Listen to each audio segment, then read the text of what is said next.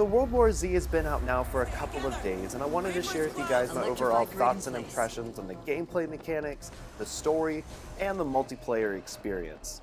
So guys, sit back, relax, and let's dive right in.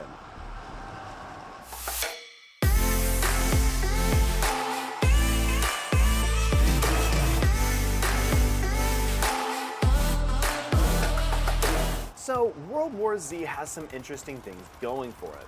When I say this game has a ton of zombies, I mean this game literally spawns thousands of zombies in a swarm-style fashion that's scary enough to make a grown man crap his pants. Or at least I did.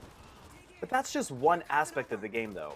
You have 4 maps to choose from, each with their own story and ability to adjust difficulty, which I'll touch on here in a bit.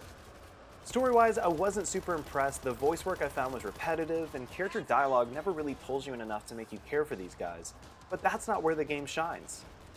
If you've ever played Left 4 Dead, you never really played for the story. It was all about the gameplay, and that's what I enjoyed the most. The game has a self-adjusting AI system that not only looks at difficulty, but also how easily you're moving through the map, or how many times you've had to repeat certain areas.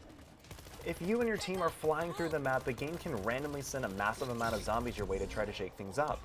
On the flip side, if you find yourself low on health, maybe before a horde engagement, you might find better defensive items or med kits to turn the tide of battle. Speaking of AI, let's talk about playing solo. Overall, the computers are pretty basic and they'll do their jobs to protect and revive you, and in some instances I wondered if they were even going to help as zombies tore into me whenever I got pinned. That might have been a glitch in the lobby that I was playing, but it felt like it needed to be shared. They can't help with any objective goals like opening doors or set up defenses as you prepare for hordes, which sometimes could come in handy. Going from easy to normal, I didn't really think too much had changed up until I tried a few missions on hard mode, and that's where things get real if you aren't leveled up enough. Loot drops were far and few and made me really think about when to use a medkit or specialist ability. Friendly fire becomes a lot more punishing, and after playing a few missions, I noticed not only are there more zombies, but special zombies tend to spawn in more, making it increasingly difficult, but also more rewarding, which helps with the replayability. There's a pretty straightforward leveling system with each class type that goes through a skill tree format. As you begin to complete each mission, you'll get in-game currency that allows you to progress each character type up until you're fully leveled out. I was kind of bummed that there wasn't the ability to choose what weapon you start with, but I'm sure I'll get over it. Let's talk multiplayer. There are some familiar new modes ranging from Team Deathmatch to some of the newer ones like Scavenge Raid, which I really enjoyed. Basically, you and your team go around the map collecting resources to further your score. If you're successful in winning a firefight against the enemy, you can also steal their resources, furthering your lead. However, even if you guys have a solid lead, the tide of battle can change in an instant if you aren't careful about protecting your team and getting eliminated.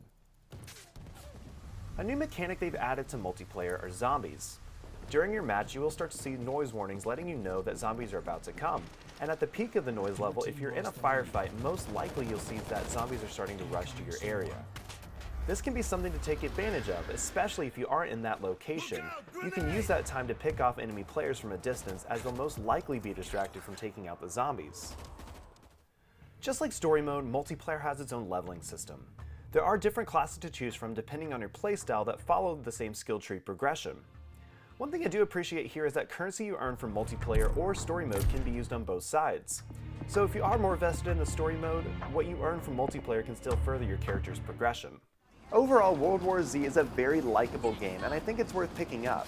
I'm glad they stuck with the lower price point because anything more in it honestly wouldn't be worth the money. But at $40, this is a very solid game, especially if you have people to play with. So guys, thank you so much for taking the time to watch this video. If you enjoyed it, slap a like, subscribe. I've got a lot more content coming down the pipeline in the near future. And also would love to hear from you guys. Are you thinking about picking this up? What do you guys think of the game so far? Or if you guys have any questions, feel free to leave that in the comments down below. And until next time guys, I'll see you then.